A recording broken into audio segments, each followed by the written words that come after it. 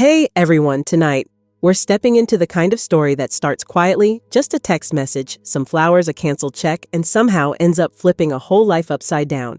Imagine this, you're in your kitchen arranging irises and marigolds from your own garden. There's a breeze coming in through the window.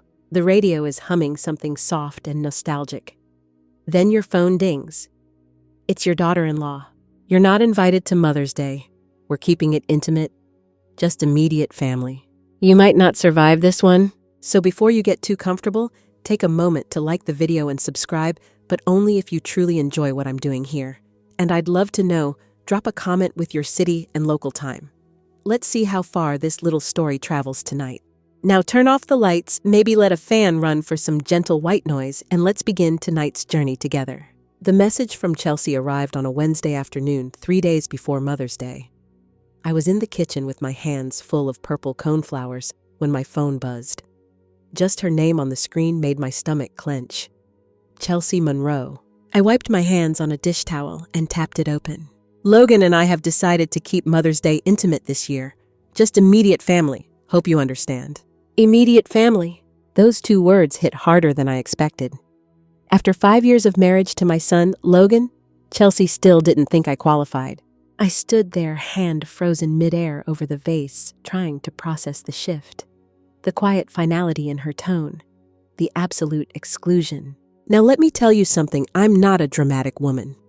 But when you've helped your son and daughter-in-law with their mortgage for 3 straight years, $600 a month out of your own retirement funds, and they can't even save you a chair at a brunch, it does something to you. It untethers you? I didn't reply. I just set the phone down and breathed. That evening, Logan called. His voice had that strained, overly polite tone he gets when Chelsea's standing nearby. "Mom, did you get Chelsea's message?" "I did," I said, keeping my tone even. I was just wondering what immediate family means these days, if not your mother. He hesitated. I could hear him murmuring, probably to her. When he came back, his voice was stiffer. "Chelsea's parents are coming over. We just wanted it to be small this year. Just the 4 of us." It stung more than I thought it would. So I'm not considered immediate family, but her parents are. "Mom, don't make this difficult. We all agreed it would be better this way." All I repeated. Or just Chelsea. "Mom, Logan." I tried to keep the bitterness out of my voice. I failed.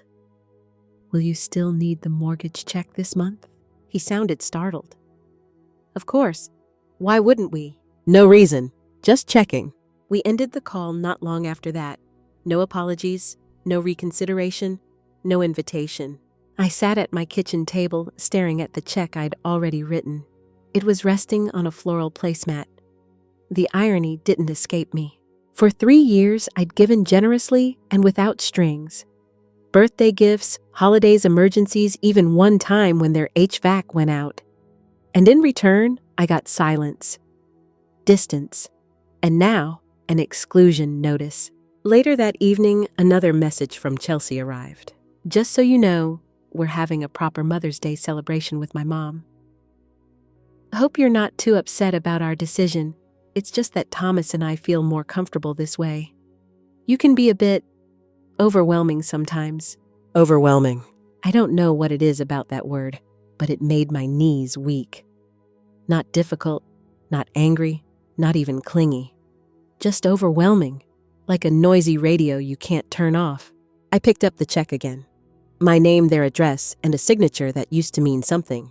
And then I tore it, right down the center, then again into quarters, and again into eighths. I fed the tiny pieces into the shredder and watched them disappear in a soft, whirring hum. It was like shredding years of silence. The next morning, I called the bank. "Would you like to cancel the scheduled auto payment, Mrs. Hartman?" "Yes," I said. "It's time for some changes." "No problem. Anything else I can help you with?" "No, that's all. Thank you." I made myself a pot of strong coffee and stepped out onto the porch with it, not bothering to check my phone. For the first time in a long time, I had chosen myself. That Sunday, while Logan and Chelsea were hosting their intimate celebration, I was in my garden. I turned my phone off completely. I planted fresh basil, lined up rows of black-eyed Susans, pruned the rosebush that Richard, my late husband, had planted during our last spring together. Each seed, each snip, felt like a tiny act of defiance. No more apologizing for existing. No more shrinking to fit a space that had never been meant for me. No more financing people who didn't see me as part of the family. I didn't know it yet, but by sundown, my act of quiet resolve was about to set off a chain reaction that would expose years of deception and change the course of our family forever. The first call came at 7:42 a.m. on Monday. I was sitting on my porch with a hot cup of cinnamon coffee, admiring the way the early sun slanted through the trees. One of the neighbor's cats, Marmalade, I think, was sunbathing in my flower bed like he paid rent. The phone buzzed on the table beside me. "Logan?" I let it ring. 10 minutes later, it rang again, then again. By the third time, I figured the silence would just become louder if I didn't face it. I picked it up and answered. "Hello, Logan." "Mom, what the hell?" There it was. "No, how are you?" "No, did you have a nice weekend?" Just straight to outrage. "The bank called," he continued. "They said the mortgage check bounced. Did you cancel it?" I took a slow sip of my coffee. Cinnamon and calm. "I did." "What? Why would you?" He stopped, muffled voices in the background. Chelsea, no doubt. I imagined her pacing their marble tile kitchen, hands flailing in dramatic exasperation. Logan came back. His tone had shifted. Sharper now. Less like my son, more like her husband. "Is this because of Mother's Day? Are you seriously that petty?" There it was, the word petty. "No, Logan," I said evenly. "This is about respect." Respect. For 3 years, I've supported you two. Quietly, gladly. But now after all of that, Chelsea tells me I'm not welcome on Mother's Day because I'm overwhelming. That word. Like I'm a problem to manage.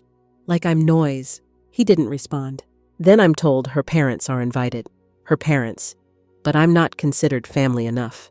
"Mom, come on," he said with a sigh. "You're overreacting." It was one day.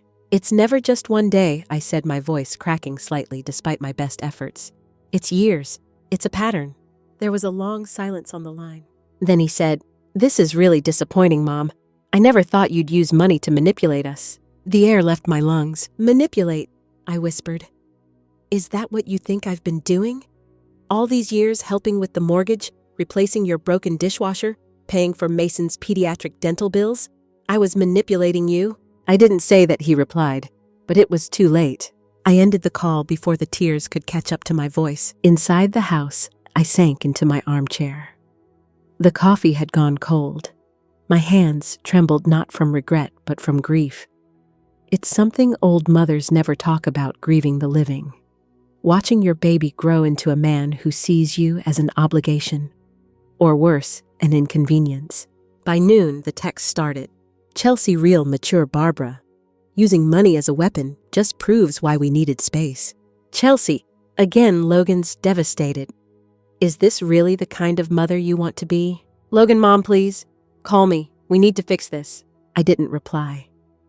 Instead, I did what I always do when life gets too loud. I gardened. Pulled weeds with more force than necessary. Pruned roses like they owed me rent. And dug a new hole for a lavender bush I didn't need just to feel the earth under my nails. Around 3 p.m., the doorbell rang. I dried my hands on my jeans and peered through the peephole. Logan and Chelsea stood on my porch, both looking like they'd come straight from a suburban soap opera. Perfect hair-tight faces, coordinated outfits that said, "We mean business." I opened the door. "We need to talk," Logan said, walking past me without waiting for an invitation. Chelsea followed, her heels clacking against my hardwood like a gavel. "We're not here for tea," she said, eyeing the living room like it was beneath her. "We're here because you created a mess and it needs to be fixed." I looked at Logan. My son. The boy who once built blanket forts in this very room. Now a man who couldn't even meet my eyes. "I've already explained," I said, voice low but steady. "I won't fund people who treat me like a burden." "This isn't about respect," Chelsea snapped. "It's about control. You've always tried to control Logan, but he has me now. You can't stand that." I blinked. "Chelsea," I said gently, "I have never tried to control either of you. I've tried to be helpful, generous, included. You criticize everything I do, she shot back. How I run the house, our finances, my cooking. I stared at her. I've never said a word about your cooking. You don't have to. The way you pick at your food, the way you look at me like you're judging me. I turned to Logan. You know that's not true. He shifted uncomfortably. Mom, sometimes you can be critical. Maybe not directly, but that was it. That was the moment, the final shove out the door of a life I'd helped build. I think you should both leave, I said, my voice hollow. Not until you reinstate the mortgage payment, Chelsea barked. I looked at her, really looked at her. At the woman who had turned my son's heart slowly, one eye roll at a time, one snide comment at a time. She wasn't the villain in a dramatic story. She was worse. She was subtle, persistent, poison in small doses. No, I said. Chelsea narrowed her eyes. You'll regret this. Come on, Logan, she said, grabbing his arm.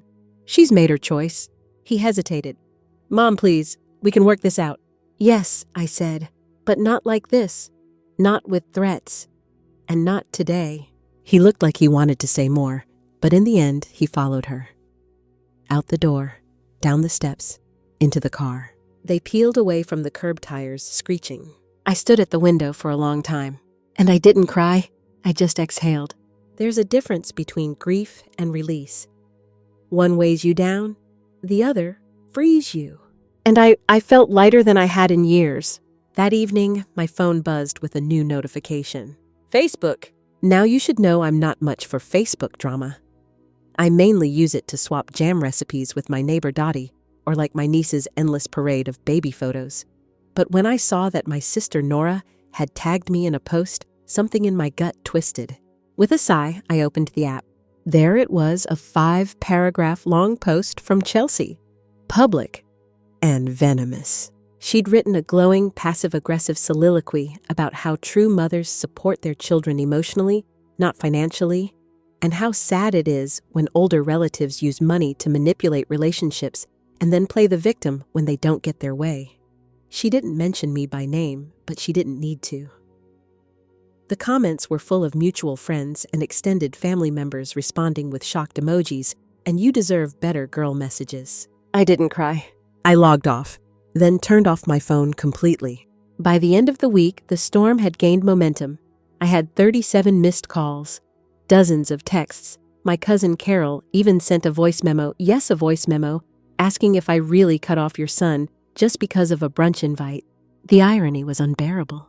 No one asked about the years of help, or the birthday parties I funded, or the time I drove 4 hours in the snow to watch Mason's preschool pageant. No, they just latched on to Chelsea's version. The one where I was a vindictive, overbearing mother-in-law seeking revenge with a checkbook. Only Nora, bless her heart, called to get my side. This doesn't sound like you, Barb, she said. It isn't, I replied, but it's been building for a long time. I told her about the subtle digs, the social exclusions, the way Chelsea always found a way to diminish me in my own son's eyes. You're not crazy, Nora said after a pause. I always got a weird vibe from her. Too sweet, too shiny. We laughed, but it was bitter. You know what this is, right? She added. It's isolation. Textbook manipulation. The words stuck with me. That Saturday, I did something I hadn't done in years. I pulled out the old boxes from the attic. Photo albums, holiday cards, printed emails, notes from Thomas when he was little. And I laid them all out across the living room floor. Not for nostalgia, for evidence. I built a timeline like a detective of how everything changed. In the beginning, when Thomas and Chelsea first started dating, we were close. Weekly calls, Sunday dinners, little gifts. Then came their engagement. The calls slowed. Dinners became rare. Chelsea started attending family events without much warmth. Never rude, no, that would have been too obvious. Just detached. After the wedding, I saw Thomas less and less. Plans were canceled. Excuses grew creative. And slowly, I became what I call the outer circle. Not cut off completely, just emotionally quarantined. I found the Christmas card from 3 years ago. Mom, we're so blessed to have your support. Love always, Thomas and Chelsea. That was the same year they first asked for mortgage help. I checked my records. $600 a month, every month, for 3 years, plus $400 for the HVAC repair, $2,000 for Chelsea's emergency dental surgery, $750 for Mason's summer camp last year. It totaled more than $25,000, all while Chelsea flaunted new handbags, spa weekends, and kitchen remodels on Instagram. And I said nothing, not because I didn't notice, but because I didn't want to cause a rift. Because I thought I was doing what mothers do: give, provide, support. Now, standing in the middle of a sea of memory and math, I realized I'd been played. My phone rang again. Unknown number. Normally, I wouldn't answer, but something told me to pick up. Barbara, it's Claire, Chelsea's sister. I blinked. We'd spoken maybe twice. She was always quiet at family gatherings, staying in the corners like she wanted to disappear. I hope this isn't a bad time, she continued. I saw Chelsea's post, and I couldn't stay silent. Her voice shook.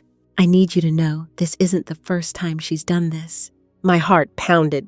What do you mean? She did the same thing to our stepdad, Claire said. Painted him as controlling, twisted everything he said, manipulated our mom into kicking him out. Then she turned around and used his savings to buy a new car. I sat down, stunned. Why are you telling me this now? Because I see it happening again. The same playbook. Isolate, undermine, use, then discard. My mouth was dry. I thought it was just me. It's never just one person, Claire said. She thrives on control. But she's smart. She never makes it obvious. I felt dizzy, like someone had suddenly turned all the lights on after years in a dim room. There's more, Claire said, voice lower now. 3 months ago, Thomas planned a surprise anniversary dinner for you. Asked me to help with the guest list. Then Chelsea told him you canceled. I never canceled anything, I whispered, because I was never invited. She said you declined. Said you were too busy. Thomas was crushed. Thought you didn't care. The pieces fell into place. The strange distance. The confusion on his face when I asked about things I supposedly said but didn't remember. It wasn't me. It was her. We spoke for 20 more minutes. By the time I hung up, I was trembling not from fear, but from clarity. I hadn't been crazy, or petty, or ungrateful. I had been manipulated. My phone buzzed again. Thomas, Mom, we need to talk. Just you and me, please. I stared at the screen for a long time, then typed, tomorrow. My house, 2:00 p.m.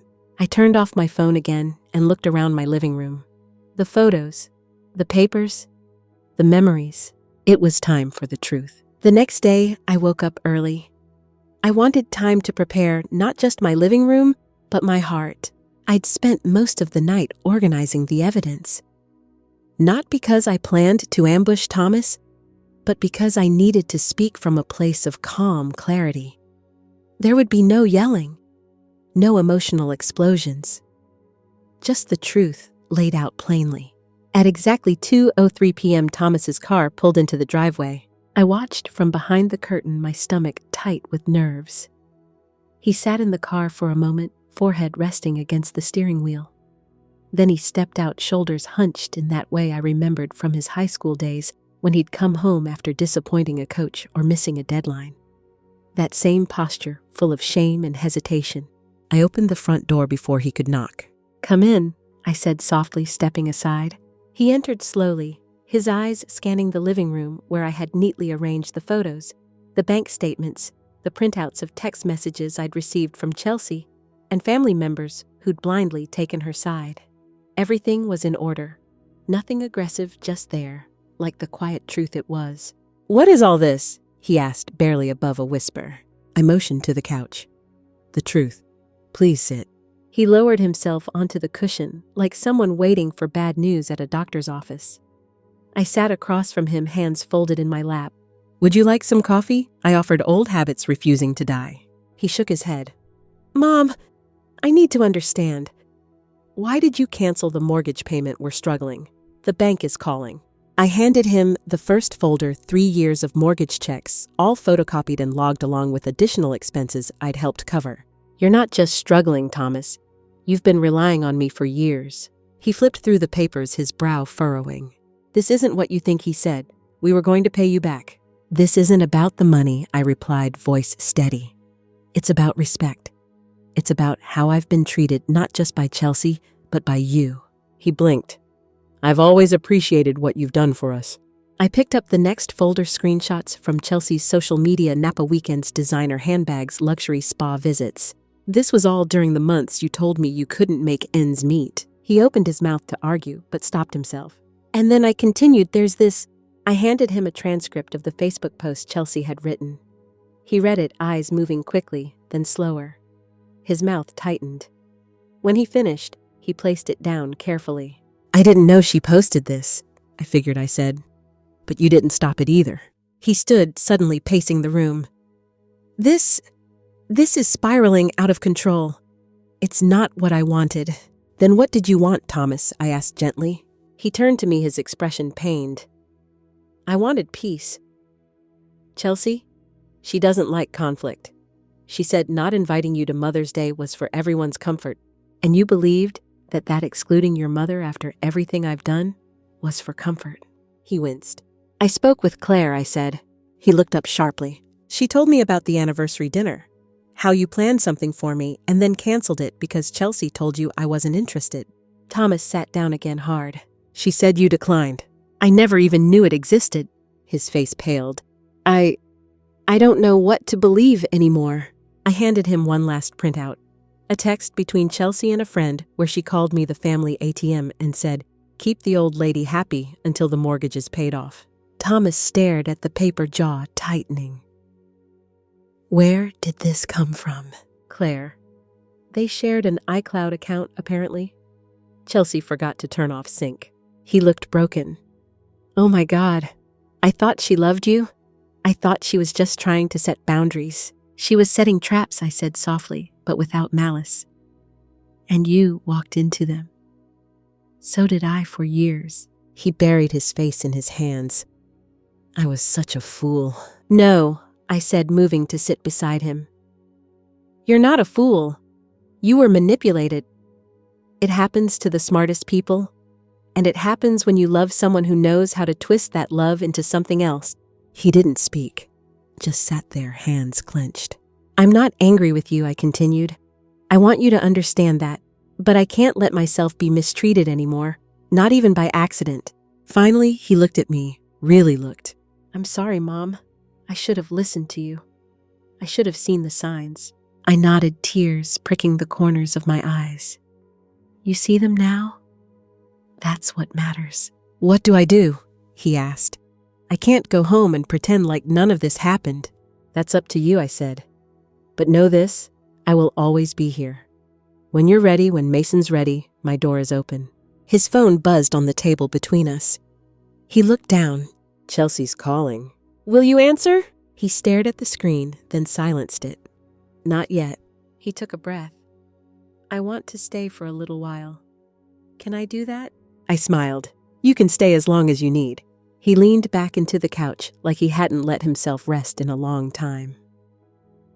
Outside, the sun was beginning to set, casting warm gold through the windows. Inside, for the first time in a long time, I felt like I had my son back, and the truth that was worth every missed check in the world. It was just past midnight when I woke up to the sound of footsteps in the hallway. For a split second, I panicked. Then I remembered Thomas was staying with me now, at least for a little while. I got out of bed, pulled on a robe, and found him sitting at the kitchen table with a cup of tea. He looked exhausted, but alert, like his mind was still running, even if his body was running low. Couldn't sleep, I asked softly, stepping into the glow of the kitchen lights. He shook his head. Too much in here. He tapped the side of his head. I keep thinking about every conversation we had over the last 3 years, and wondering how much of it was really me and how much of it was Chelsea speaking through me. I sat across from him, taking in the bags under his eyes and the slump in his shoulders. That's a heavy thing to carry. He looked up. I don't get it. How did I not see it? I smiled, but not because anything was funny. Because she didn't want you to. You know, manipulation isn't usually loud. It's quiet.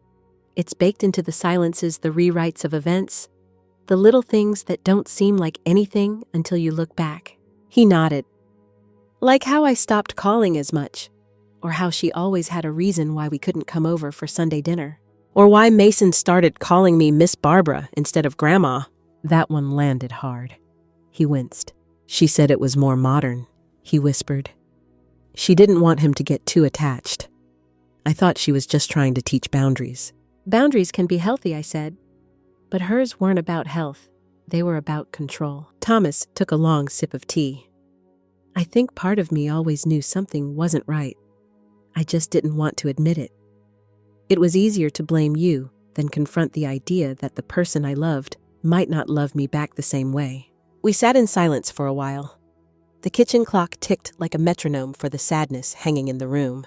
I've been thinking about Mason, he said finally. What all this is going to mean for him. He's young, I replied, but he's not blind. Kids notice when love is conditional. They know when they're being pulled between people. He rubbed his hands together, nervous. I want to protect him, but I also don't want to rip his life apart. Sometimes protecting someone means showing them what love is supposed to look like, I said. Even if it means walking away from what's broken. He nodded, but I could see the conflict still working its way through him. Oh, and there's something I should probably show you, he said, suddenly rising from the table and disappearing into the guest room. When he returned, he held a folded piece of notebook paper. I found this last night. It was in Chelsea's planner, stuffed between some receipts. He handed it to me. It was a list, a numbered list. Plan B, if Barbara cuts us off. Spin narrative that she's emotionally unstable. Reach out to her sister guilt trip if needed. Play Mason as sympathy card. Facebook post tag mutuals. Lawyer friend cease and desist letter for emotional manipulation. I stared at the paper, my mouth dry. She had a playbook, I murmured. Yeah, he said, sitting back down. And we've been following it. For a long moment, neither of us spoke. The words on that page were more chilling than anything else she'd said. It wasn't just reactive. This was premeditated, strategic. This isn't just manipulation, I said slowly. This is cruelty. I know, he said quietly, and I let it happen. I looked him in the eyes. But now you're doing something about it. Thomas stood up and began to pace. I can't go back to that house. Not with her there. Not now. You can stay here as long as you need. He nodded, then hesitated. I think I want to fight for custody. It was a sentence spoken so softly, I almost didn't hear it. I want Mason to grow up in a home that feels real, he said, his voice trembling. Not one where he's taught to fear feelings or see love as a transaction. I want him to know what kindness feels like. I want him to see his grandmother. Tears pricked my eyes. That's a big step, I said, but if that's what you decide, I'll be right beside you. I'm going to talk to a lawyer this week, he said, and I'm going to document everything. The texts, the posts, even the journal entries you showed me. You've got support, I said. You're not alone in this. He nodded again, eyes glassy. I thought I'd lost you. I reached for his hand across the table. You never lost me, Thomas. You just stopped seeing me. But I've always been right here. He squeezed my hand tight. In that moment, sitting in a quiet kitchen at 1:30 in the morning, I didn't feel like the mother who'd been discarded. I felt like someone finding her family again, bit by broken bit. The next morning, the sun rose clear and golden over my front yard, draping my rose bushes in warm light. Thomas was still asleep, and I let him rest. He looked like he hadn't slept in months before coming here, and last night had taken a lot out of him. I brewed a pot of coffee and stood by the window watching the world quietly go about its business. That's when a memory struck me, one I hadn't thought about in years. When Thomas was 7, he came home from school with a crayon drawing. It was a stick figure family, him, me, and a house with a heart drawn right in the middle. When I asked what the heart meant, he told me, "It's where the love lives," and I realized our house hadn't had that in a long time. Later that morning, while Thomas was out for a walk, I began preparing the guest bedroom for Mason. I didn't know when he'd be allowed to come visit, but I wanted to be ready. I chose new sheets with sailboats. He loved the ocean. I even cleared a shelf for books and a few toys I'd saved. It wasn't about spoiling him. It was about letting him know that in this house, he was wanted. By noon, Thomas returned and dropped a thick envelope on the kitchen table. "Lawyer," he said simply. "You've already seen someone." He nodded. "A woman named Valerie Kennedy came recommended by one of my old college friends who went through a nasty divorce. She's good, straight shooter. Says I have a case for joint custody, especially if we can show emotional manipulation and coercive control." My stomach fluttered. "Are you sure you're ready for this?" "No," he said with a small laugh, "but I'm doing it anyway." We spent the next few hours sorting through old emails, printed text chains, even voicemail transcripts. Valerie had given him a checklist, and we were determined to check every box. Midway through, he paused. "Can I ask you something?" "Of course. If you could go back, would you still cancel the mortgage check?" I didn't answer right away. I wanted to get it right. "I wouldn't change it," I said finally. "But I wish I'd done it differently. Maybe sooner. Maybe with more conversation. But yes, I'd still draw that line." Thomas looked at me with a kind of softness I hadn't seen in a long time. It hurt when it happened. I was angry, but now I get it. You weren't punishing us. You were protecting yourself. And I should have taught you to do the same a long time ago. He nodded slowly. "You know, part of me always thought being an adult meant putting up with stuff. Like if you're strong, you just deal with things no matter how they make you feel." "That's not strength," I said. "That's survival. There's a difference. Real strength is knowing when enough is enough." Thomas grinned faintly. "You always did have a phrase for everything." Occupational hazard of being a mom. That night, as we cleaned up from dinner, Thomas's phone pinged. He glanced at it. "It's from Chelsea." I raised an eyebrow. "What now?" "She wants to meet. Says we need to talk like adults." He turned the screen so I could read the message. "We need to stop this madness, Thomas. I never wanted it to come to this. Let's talk just us. No more lawyers. No more drama. Let's fix this. For Mason." I leaned against the counter, arms folded. "Sounds like someone's getting nervous." "She always hated lawyers," he said, "because she couldn't charm her way through a courtroom." "Do you think she's being genuine?" Thomas shook his head. "She's setting the stage, trying to rewrite the story again. She wants me to drop the custody filing." "Are you going?" "I haven't decided." I thought for a moment. "Then let me tell you a story." He sat down. "When I was your age, I dated a man named Bill. This was after your father left. Bill was charming, so kind. For the first few months, I thought I'd found my second chance. But slowly things shifted. He didn't want me seeing friends. Said they were a bad influence. He'd get quiet when I laughed too loud in public. He called it embarrassing, and when I finally decided to end it, he cried. Swore he'd change, that it was all just stress. Sound familiar? Thomas looked startled. Very. Abusers and manipulators often show remorse when they feel control slipping. But it's not remorse. It's panic. They're not sorry for hurting you. They're sorry you noticed. He sat in silence, digesting that. "I need to see her," he said finally. "Not because I believe her, but because I need to say it out loud. I need to be the one who ends it. Then I'll be right here when you get back." Later that night, I went into my bedroom and pulled out a small, velvet-covered box from the back of my closet. Inside was a silver locket, one Thomas gave me when he was 12. It had our picture inside, faded with time. I'd nearly forgotten I still had it. The next day, when he left to meet Chelsea, I handed it to him. "What's this?" he asked, confused. "Something to remind you where you come from, just in case she tries to make you forget." He nodded, emotion swimming behind his eyes. "Thank you."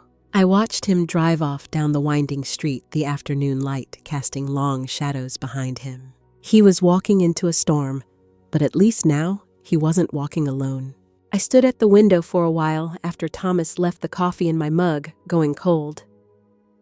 There's a particular ache that only a mother knows, the one that comes from watching your child walk back towards someone who's hurt them, even when it's for closure.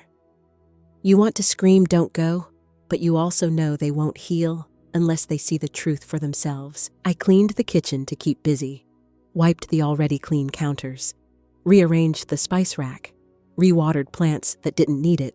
But when the clock hit 6:15 and he still wasn't back, I couldn't pretend to be distracted anymore. Just as I was about to call, the front door opened. He stepped inside, his face unreadable. Not angry, not sad, just settled. "Well?" I asked softly, bracing for anything. He placed his keys on the table and sat down heavily on the couch, staring at the floor. "She cried," he said after a moment. "Started before I even finished my coffee. Guilt or performance?" He gave a hollow laugh. "Hard to tell. At first, it felt real. She said she was scared, that I'd changed, that she didn't know how we'd gotten so far apart. But then," he stopped, running a hand through his hair. "Then she blamed you. Said this all started when you canceled the mortgage check. That everything fell apart because you made her feel like an outsider." I nodded. The old emotional sleight of hand. That's exactly what it felt like.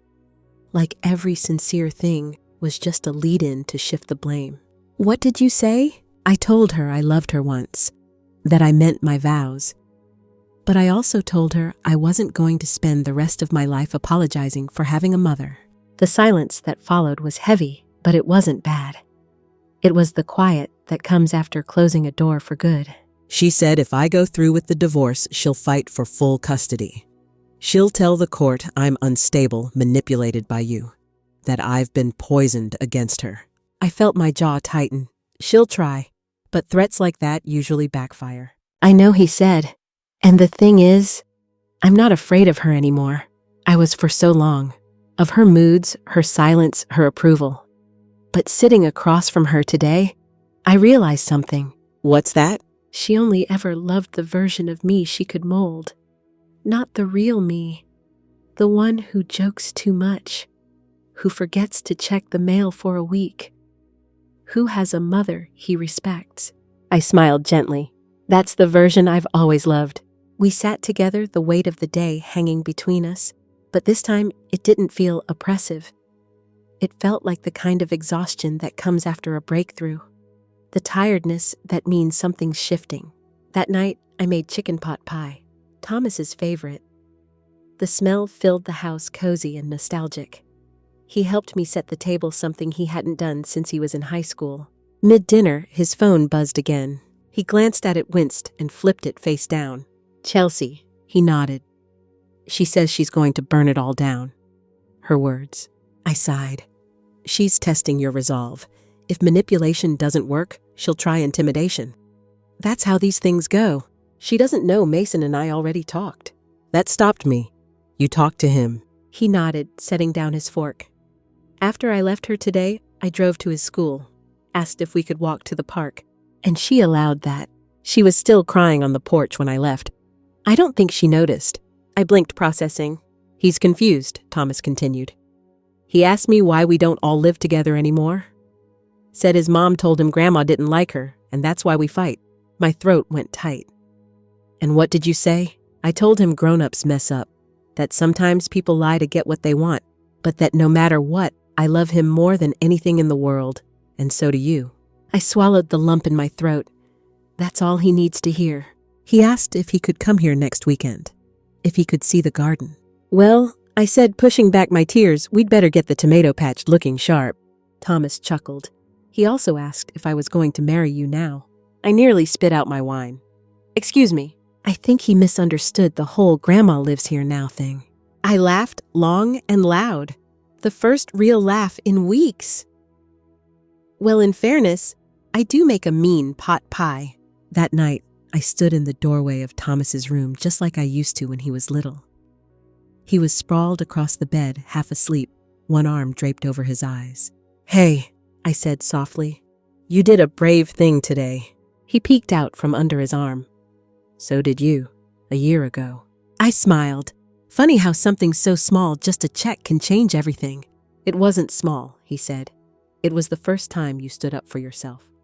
And somehow, that gave me permission to do the same." He closed his eyes again, and I left him there, letting the weight of his own healing lull him to sleep. As I climbed into bed, I glanced at the old photo on my nightstand, me and Thomas at a 4th of July picnic, his face covered in ketchup mine, sunburned and laughing. We were smiling then. We were smiling now.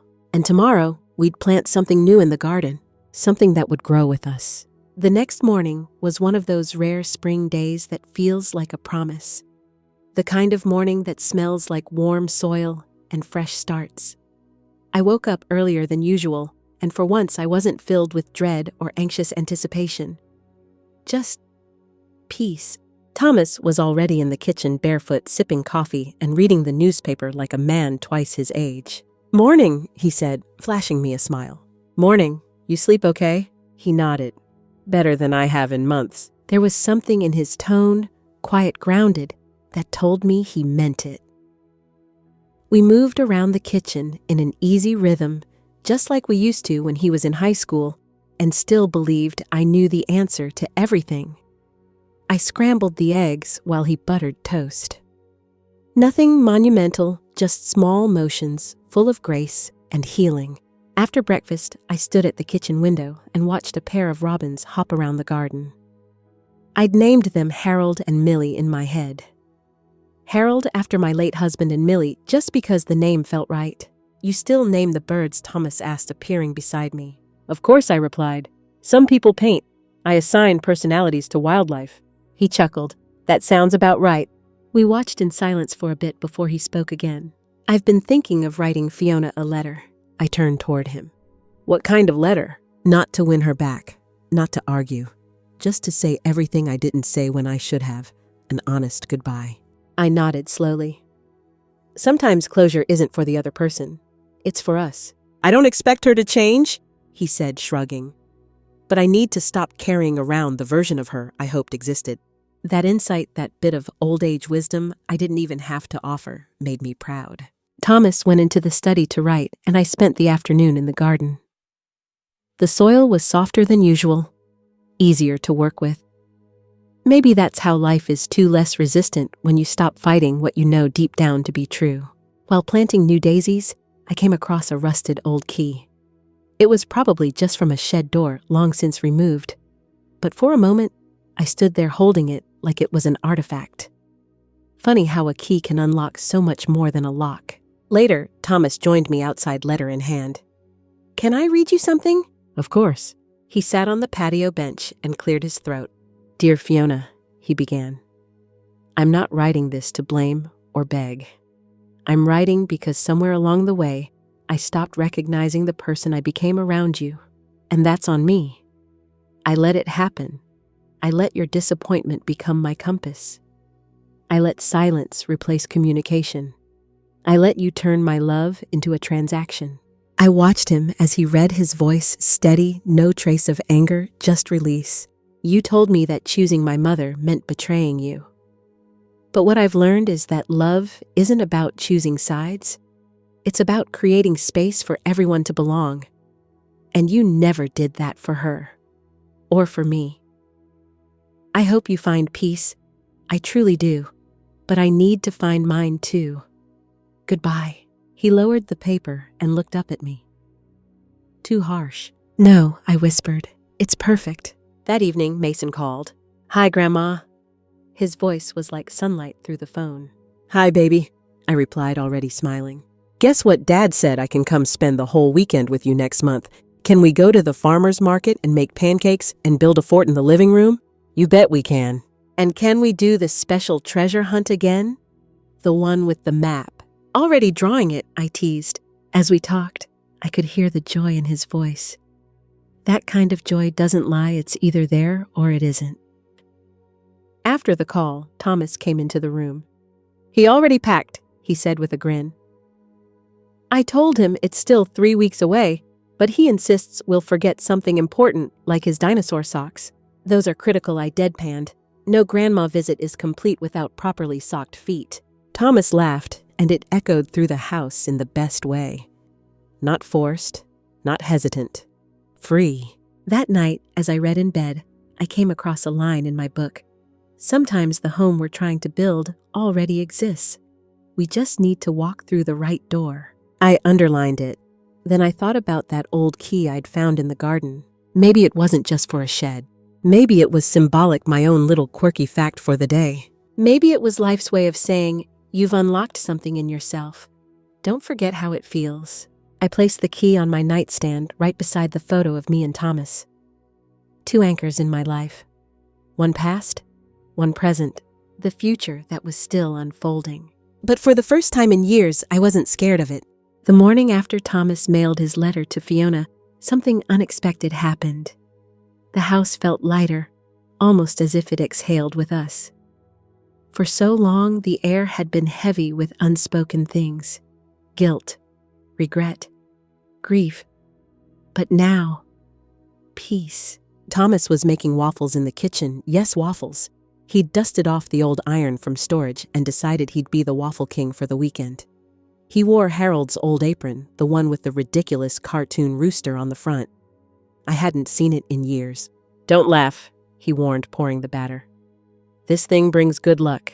Did it help your father win his poker games, or just avoid folding laundry? Neither. But it made Mason laugh every time. We shared a moment, a real one, not held together by obligation, but by ease.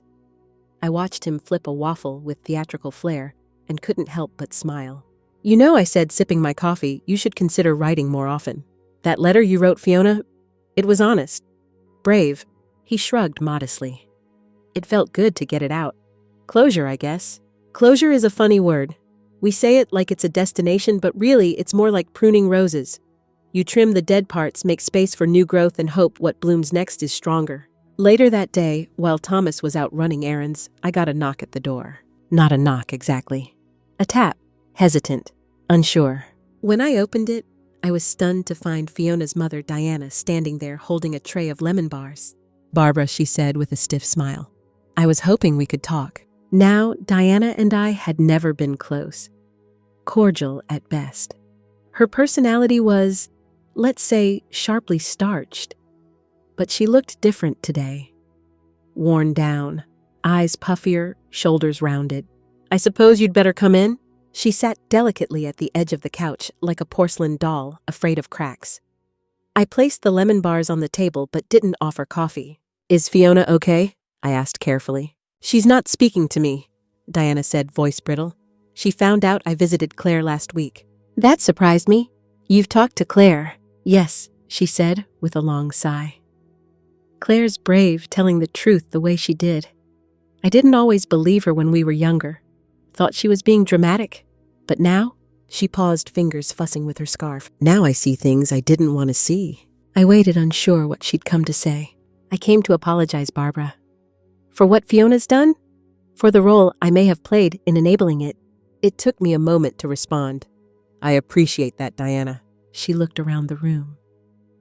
I raised her to be ambitious, strong, but I never taught her what real strength looks like. That it includes kindness. That's not all on you, I said gently. She gave a sad chuckle. No, but still, I watched her behavior change over the years. I thought she was just being assertive. Turns out, she was isolating people, including you. We sat in silence for a few beats before she added, I don't expect forgiveness. I just wanted you to know I see it now. I nodded, unsure what else to say. As she stood to leave, she turned to me and said something that stayed with me long after the door closed. Fiona's not used to being told no. You did her a kindness by finally saying it. Later, Thomas returned, bags in hand. Who was at the door? Diana, I said, handing him a lemon bar. Fiona's mom, he asked, eyes wide. She came to apologize. He bit into the lemon bar and whistled. Wow. What is it, Miracle Week? We laughed, but underneath, I knew something had shifted. The ripple effect of truth, it seemed, was still making its way through the family. That night, Thomas sat on the porch while I watered my garden. The moon was low, casting a soft glow over everything. He joined me by the rose bushes, hands in his pockets. I had a dream about Dad last night. I looked up from the soil. Oh. He was sitting on the porch, drinking a root beer float. Remember how he used to do that at the end of long days? I smiled, always made a mess of his mustache. In the dream, Thomas said he looked right at me and said, You're doing fine, son. Don't let shame drive your choices. Then he disappeared. We stood there a moment, the air filled with crickets and memory. I think he'd be proud of you, I said quietly, for stepping back into the truth. You know what's weird, Thomas said? I thought this part, the aftermath, would feel like failure. But it doesn't. What does it feel like? Like I can finally breathe. That night, I pulled out Harold's old journal again. Flipping to a random page, I found a line he'd scribbled during his last year. Sometimes freedom doesn't look like fireworks. It looks like one quiet, decisive no. I closed the journal and smiled. Freedom had come to our family not in a grand gesture, but in the small acts of honesty. The canceled check, the printed messages, the letter written in quiet defiance, the standing firm, the walking away. We were still healing. But for the first time in a long time, we were healing together. The week after Diana's visit, things began to settle, not dramatically, not overnight, but like the slow turning of seasons. The house felt warmer somehow. Not temperature-wise, just emotionally. Like grief was finally loosening its grip on the air. Thomas had started a habit I never expected: early morning walks with a notebook tucked under his arm. He said it helped him sort out his thoughts before work, and I didn't pry. We all need rituals, and frankly, I was just glad he was breathing easier. One Wednesday, he came back from a walk holding a grocery bag and a slightly embarrassed smile. Surprise, he said, setting the bag on the table. Inside were eggs, potatoes, and something wrapped in butcher paper. What's this? I ran into Mrs. Stein at the corner store, and she reminded me about your Sunday hash tradition. So I figured... He shrugged. We could bring it back. Mrs. Stein. Good grief, that woman hadn't seen me since my knees could handle kneeling in the garden for more than 5 minutes. But she always remembered everyone's routines, and she had clearly remembered mine. I raised an eyebrow.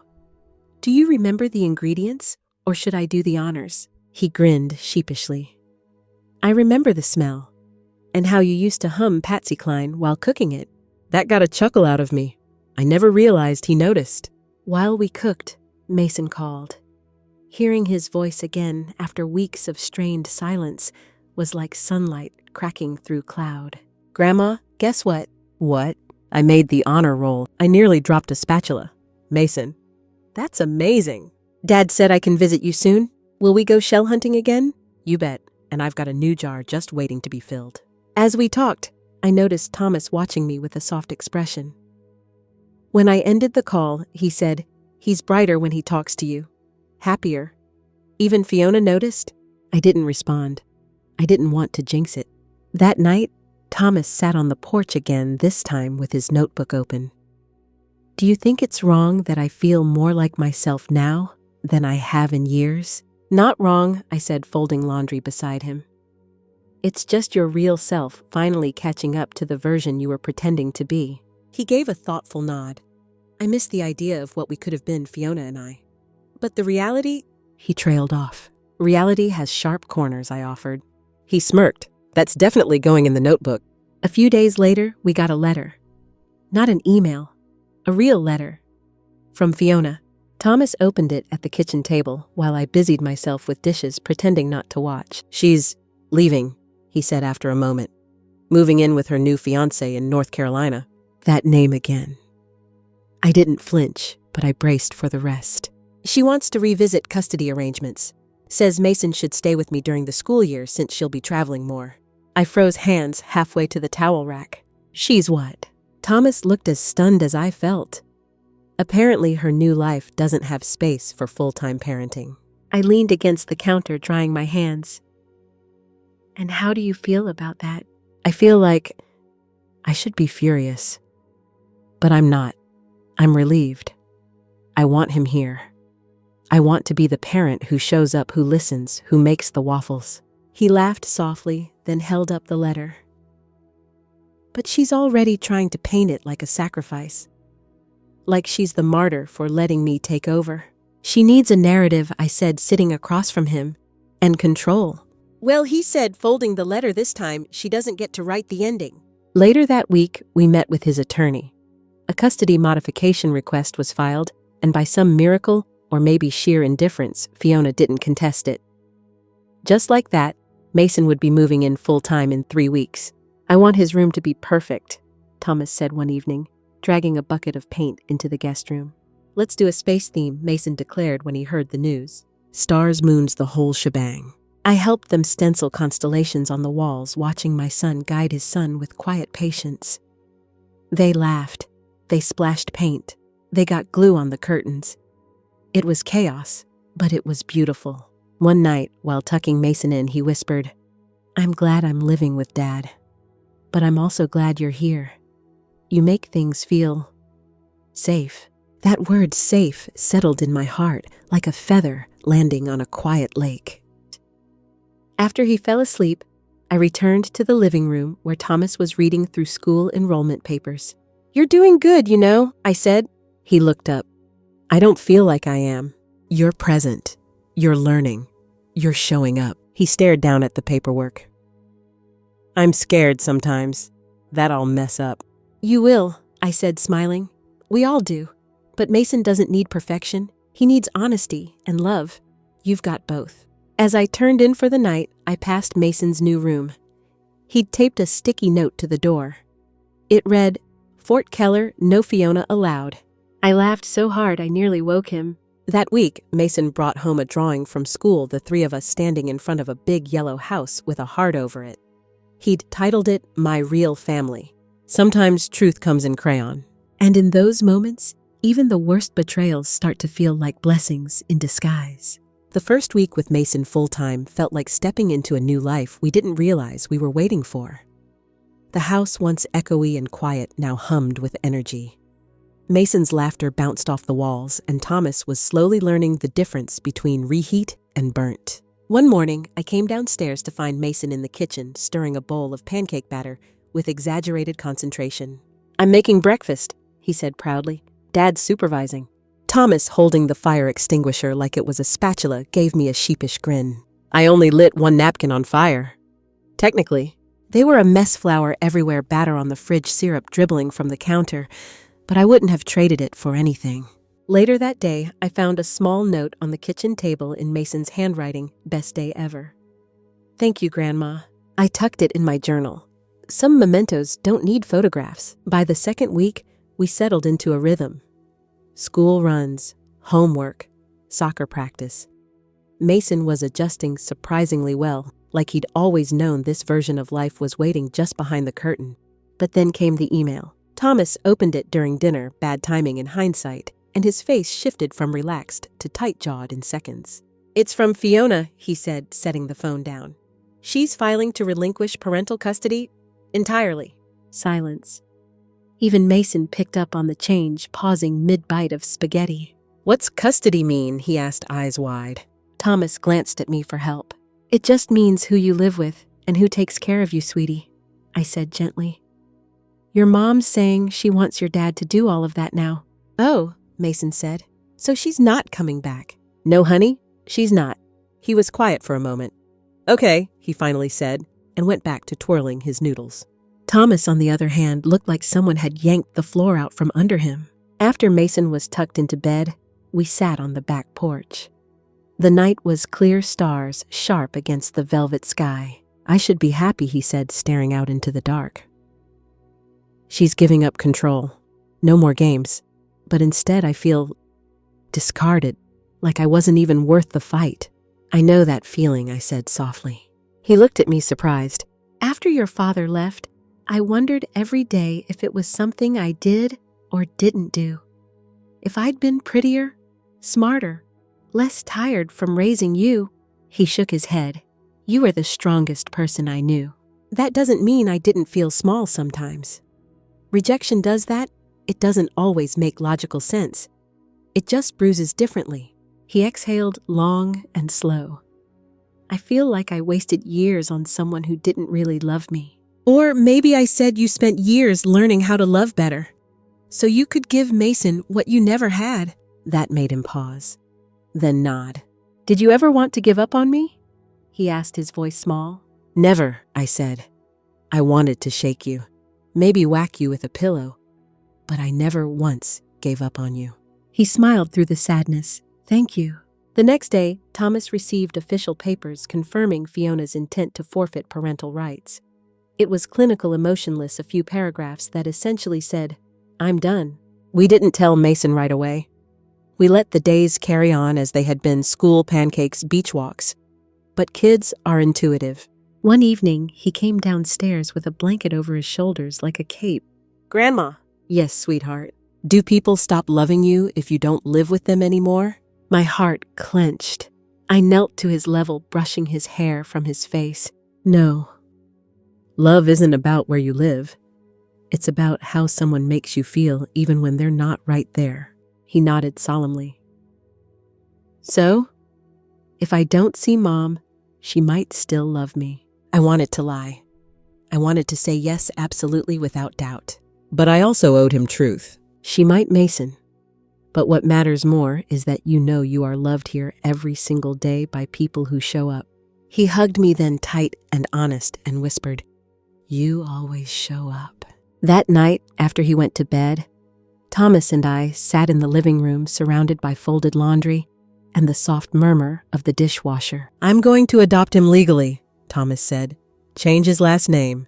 He wants to take mine." I blinked. He asked for that. "Yeah," he said, a little choked up. "He said he wants to match. Like we're a team." I couldn't speak for a moment. "Then you need to get him matching pajamas," I finally said, smiling through tears. "And maybe matching dad jokes, too." We both laughed. In the weeks that followed, paperwork was filed. Lawyers called, forms were notarized. And through it all, our house, our strange little trio, grew stronger. One afternoon, while cleaning the garage, I found an old box of toys Thomas had outgrown decades ago. Among them was a rocket ship Mason had played with the last time he visited before everything fell apart. I dusted it off and placed it on his new bookshelf beside his space-themed globe, and a framed photo of him, Thomas, and me all squinting into the sunlight on the beach. A family portrait without manipulation, without control, just love. One day, Mason came home from school with a card he'd made. A stick figure drawing labeled Dad holding hands with another labeled me, and a third one with curly hair that said, "Best Grandma." Inside, he'd written, "Thank you for being my family. I pick you." I cried so hard, I had to sit down on the kitchen floor. Sometimes the people who choose you after being shown the truth are the ones who matter the most. Spring in Oregon has this way of waking everything up. The grass turns electric green, the hydrangeas start their slow bloom, and even the wind feels softer, like it's been resting all winter, and now wants to dance again. That Sunday morning, I watched Thomas and Mason dig holes in the yard for the vegetable garden they decided we needed. They wore matching flannel shirts by accident, but Mason liked to pretend it was a uniform. "We're Team Dirt," he declared, holding a trowel like a sword. "More like Team Mud," Thomas muttered, shaking soil off his jeans. It was blissfully normal. No drama, no lawyers, no passive-aggressive texts from Fiona. Just father and son covered in dirt while I sipped tea on the porch and offered unsolicited planting advice they mostly ignored. And then the mail came. At first, I thought it was junk, those fake, "You've been pre-approved" envelopes with glossy red lettering, but it was a return address that caught my eye. Fiona. I stood there a long time, just staring at it, envelope heavy in my hands. It felt like handling an artifact from another life. Eventually, I slipped it into my cardigan pocket and went back to the garden. Whatever it said could wait until after dinner, after bedtime stories, after the dishes, after the peace. That night, once Mason was asleep and Thomas had dozed off with a gardening book open across his chest, I opened the envelope alone in my bedroom. It wasn't handwritten, of course not. Printed neat, emotionless. "To whom it may concern, please be advised that I am contesting the custody relinquishment filed earlier this spring.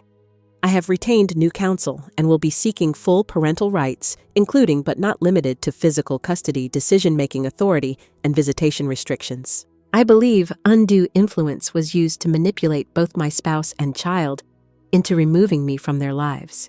Regards, Fiona Mallory." I read it twice. Then again, it didn't make sense. Fiona had signed those papers herself, willingly. She had disappeared without a single birthday card call or even a check-in. And now this. The next morning, I didn't tell Thomas right away. He looked happy.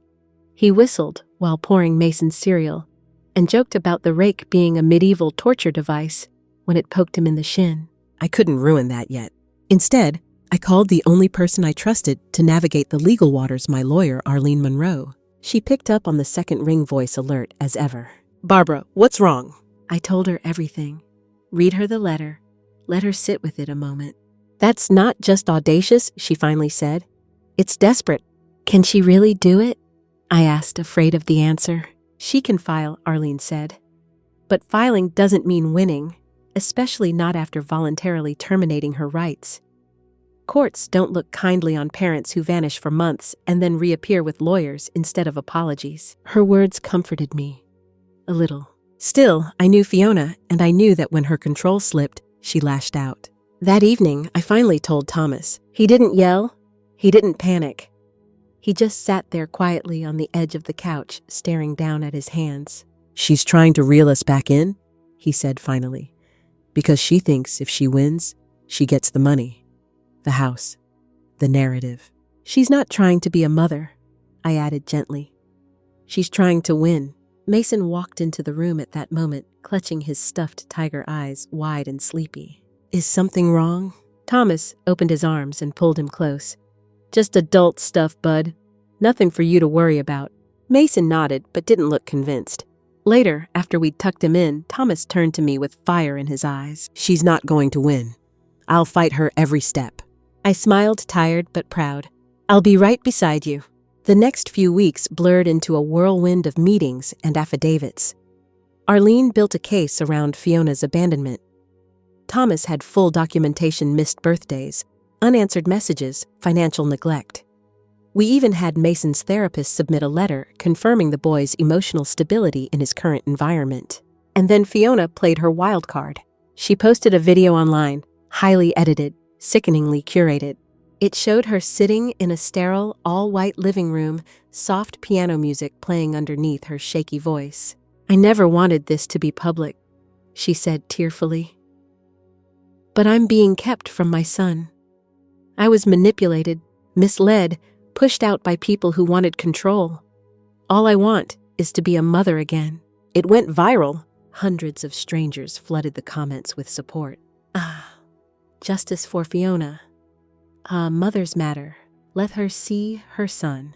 I wanted to scream, but Arlene warned us to stay silent. Public opinion is not the court. Let her overplay her hand. So we did. We waited. Until the day the hearing came. Fiona wore a pale blue dress. Soft, innocent, designer. She cried through her entire opening statement. Thomas, in contrast, wore the same navy suit he'd worn to his college graduation. No theatrics, just the truth. I'm not here to punish Fiona, he said. I'm here to protect my son. When it was my turn, I told the judge everything. Not about money, not about disrespect, but about Mason. Since the day Fiona left, I said Mason has thrived. He sleeps through the night. He laughs more. He's not afraid to ask questions or show emotion. I'm not a psychologist, but I am a grandmother. And I know when a child feels safe. In the end, the judge didn't need long to decide. Custody remained with Thomas. Fiona was granted no visitation pending future psychological evaluation and proof of stability. She didn't cry then. She just stormed out, high heels echoing like gunshots on the marble floor. Thomas sat beside me on the courtroom bench, shoulders slumped in relief. She's gone, he whispered. No, I corrected gently. You walked away this time. I wish I could tell you that after the custody hearing, everything just fell into place. That the moment Fiona walked out of that courthouse, we all magically healed, and life moved forward without a hiccup. But healing, like gardening, doesn't happen overnight. You have to water the seeds, daily protect them from storms, pull out the weeds even when they're stubborn and deep-rooted. In the weeks that followed, Thomas began the slow work of rebuilding not just his life, but his relationship with Mason and with himself. He'd never say it aloud, but I could see it. The guilt clung to him like smoke. The moments of silence when Mason laughed too loudly or ran to me instead of him. The hesitation in his voice when he asked if he was making the right choices. Parenting doesn't come with a warranty, I told him one night as we sipped cocoa on the back porch. But if it did, yours would say, "Return to sender with love and some dents." He smiled, just a flicker, but it was something. That night, he left Mason sleeping in the spare room and went back to his own apartment for the first time in months. It wasn't because we weren't getting along. It was because he needed to feel what his life looked like now post-Fiona.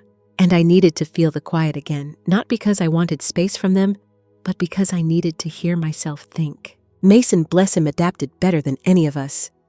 Kids are like rubber bands. They stretch, they bend, and somehow they bounce back even after being pulled too tight. He'd started soccer, made 2 new best friends, and was learning to spell Mississippi with theatrical flair. One evening, he crawled onto the couch next to me, eyes serious. "Grandma?" "Yes, sweetheart."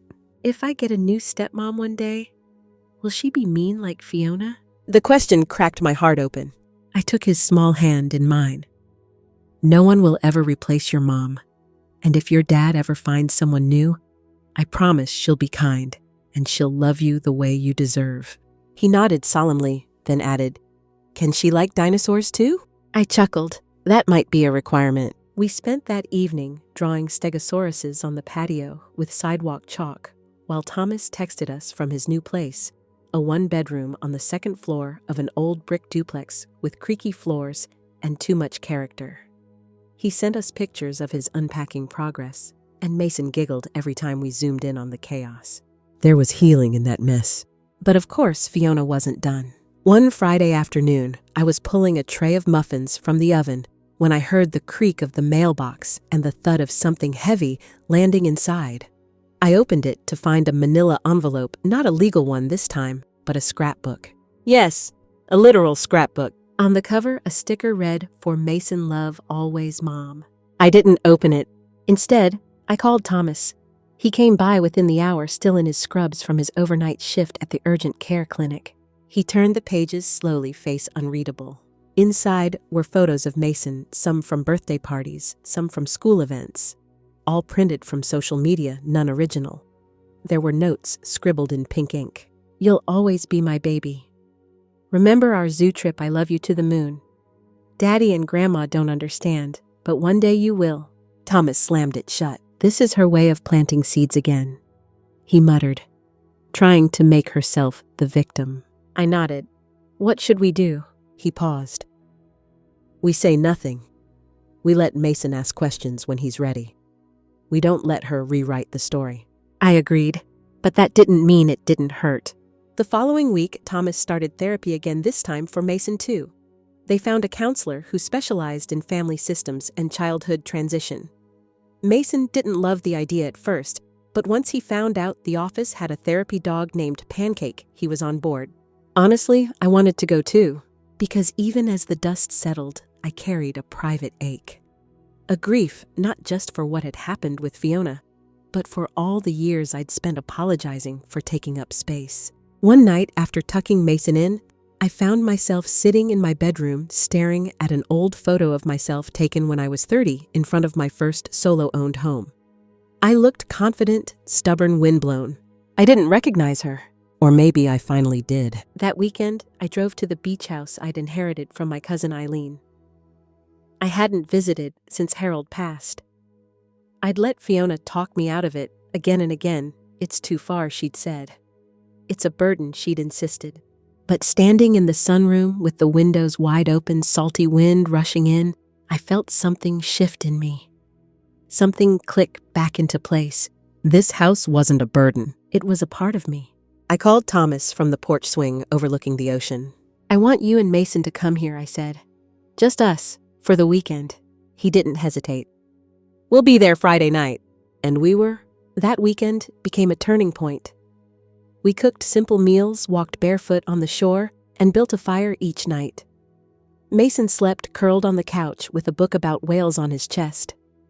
Thomas fell asleep on a lawn chair mid-conversation, and I found myself humming for the first time in ages. By the end of the weekend, I had a plan. I was going to renovate the beach house, not to sell, but to stay.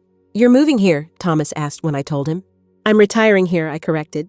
"It's time I lived where I could hear myself breathe." "But we'll still see you, right?" Mason asked, brow furrowed. I ruffled his hair. You'll visit so much I'll need to hide the good snacks. He giggled. You don't hide snacks well. Thomas hugged me tight that night. Thank you, he whispered. For what? For saving me. For saving Mason. For saving yourself. The thing no one tells you about starting over, really starting over, is that it feels a little like learning how to walk again. You think you remember how, but your legs are different now. The ground feels uncertain. And yet, there's freedom in that unsteadiness. When I moved into the beach house full-time, I brought only what mattered. A box of photo albums, a few books, my mother's recipe card still stained with sauce and love, and Harold's old mug chipped at the rim, perfect for tea. I left behind the weight of my old life like a heavy coat on the wrong season's hook. At first, it was strange waking up to the sound of gulls instead of cars. But soon, that salty air and those endless blue skies began to do what years of forced politeness never could heal me. The renovations went slowly at first. I insisted on hiring local contractors even though Thomas offered to help. Let someone else climb ladders for a change, I told him. Your knees aren't 25 anymore, and neither are mine. He grinned. Fair. I'll bring the takeout you supervise. Each Saturday, they'd drive in from the city, Thomas and Mason. It became our tradition. We'd eat greasy fish sandwiches on the porch and tell ghost stories at night, even though Mason claimed he was too mature for that now. He wasn't. Not really. He still jumped every time I rattled a seashell. One afternoon, as I painted the new reading nook, a shade of misty blue, Mason wandered in, holding a starfish he'd found. Grandma, when people go away, do they always come back? I paused mid-brush stroke. Not always, sweetheart, but the people who love you, they find a way. He nodded. Then after a beat, is that why Mom doesn't call anymore? The question gutted me. She's figuring some things out, I said, choosing my words carefully. Sometimes grown-ups get lost in their own mess. He thought about that, but you didn't. I reached over and tugged a lock of his hair gently. I got lost for a while, but I found my way back. He held up the starfish. This one's missing an arm, but it's still moving. Just like us, I smiled. That night, after Thomas had tucked Mason into the little attic room we'd made into his weekend hideaway, we sat out on the porch. The stars were so bright you'd think they were showing off. Thomas leaned back, beer in hand, gaze fixed on the sky. She sent another email. I didn't have to ask who he meant. Fiona. Yeah. Says she's in therapy now. Says she's sorry. Wants to talk. Do you believe her? I asked. He hesitated. Part of me wants to. That's the part of you that's kind, I said. But kindness doesn't mean you invite the wolf back into the henhouse. He laughed softly. You always did have a way with metaphors. I raised you on Aesop and leftover spaghetti. You absorbed a few things. He looked over, serious again. Do you think I'm broken? My chest tightened. Sweetheart, we're all a little cracked. But cracked doesn't mean ruined. It means you've survived. He nodded, exhaling slowly. I'm trying, every day, to be better. For Mason, for you, for me. You are, I said simply. And you don't have to prove that to anyone. The next morning, as I packed up sandwiches for their drive home, Thomas handed me a manila envelope. What's this? I asked. It's a draft of the co-parenting agreement. I've decided to go for full custody. I froze. That's a big step. He nodded. I've seen how stable Mason is when he's with us, and I've seen the chaos Fiona keeps dragging behind her. He deserves better. I opened the envelope. It was neatly typed, organized, thoughtful, just like him. And you're sure this is what's best? For all of us, he said, but I need you on my side. You never lost me, I replied, even when I was angry. Even when I wanted to throttle you with a dish rag. That made him laugh real and deep. Thanks, Mom. Later that day, I stood on the porch watching their car disappear down the road, Mason waving from the back seat. I thought about how many goodbyes I'd said from this spot. Some temporary, some forever. But this one felt like a hello. In the weeks that followed, Fiona did what Fiona always did. She fought. She challenged the agreement, made dramatic claims, threatened to expose family secrets that didn't exist. At one point, she even accused me of poisoning Mason's mind against her, which would have been laughable if it hadn't been so sad. But Thomas stood firm. He didn't rise to her bait. He didn't insult her. He simply presented the facts: Mason's behavior, Fiona's absences, the testimony of teachers and counselors who noticed the shift in Mason's well-being depending on whose care he was in. Eventually, Fiona backed off. Not out of grace, but because she had a new distraction, a job offer in another state. She wants to relocate, Thomas told me on a call. Wants to start over. Then let her, I said. Just make sure she starts over without Mason. A week later, the final custody ruling came in. Sole physical custody to Thomas. Supervised visitation for Fiona. No overnights. It wasn't perfect, but it was something. We didn't celebrate. We just exhaled. And that night, I lit a candle on my porch just because. It wasn't Harold's birthday or an anniversary. It was just a quiet thank you to the universe for second chances, for resilience, and for the kind of love that doesn't quit. The ocean that morning was calm, like it knew we needed stillness. Mason sat beside me on the porch legs, swinging beneath the bench, his little fingers sticky with syrup from the waffles I'd made. "Grandma," he asked between bites, "does everything bad always get better?" I smiled at the earnestness in his voice, the way he was still young enough to believe in absolute answers. "Not always, sweet pea," I said, brushing a crumb from his cheek. "But most things they can. If we're patient and honest and we keep trying, they usually do." He nodded like he understood more than I gave him credit for. Maybe he did. Thomas had officially moved into his new home the week before. It was a modest blue house with a small garden and a swing set already installed out back. He and Mason were settling in beautifully. I'd helped pick out curtains and had even sewn new cushions for the reading nook. We were rebuilding slowly but surely. What amazed me most was how much lighter Thomas seemed. The tightness in his jaw, the downward slope of his shoulders, all of it had eased. He was beginning to laugh again. Real laughter, not the tight, forced chuckles I used to hear at those tense dinners with Fiona. One evening, as we were washing dishes together, he paused with his hands in the sink and looked at me. "You know what I realized today?" he said, voice thoughtful. "I spent so long trying to keep the peace that I forgot what peace actually felt like." That insight stuck with me. So many people confuse silence with peace. But real peace, true peace, makes you feel full, not hollow. That Saturday, we had our first proper family dinner in over a year. Just the three of us. Thomas grilled steaks out back while Mason helped me shuck corn. We laughed, we told stories, and we let the past be just that, the past. At the table, Thomas raised his glass water for him, iced tea for me. "To you, Mom," he said, "for always being the lighthouse even when I was too stubborn to see the light." I teared up, of course, and so did he. Mason, bless his heart, just smiled and said, "I like it when you guys aren't mad anymore."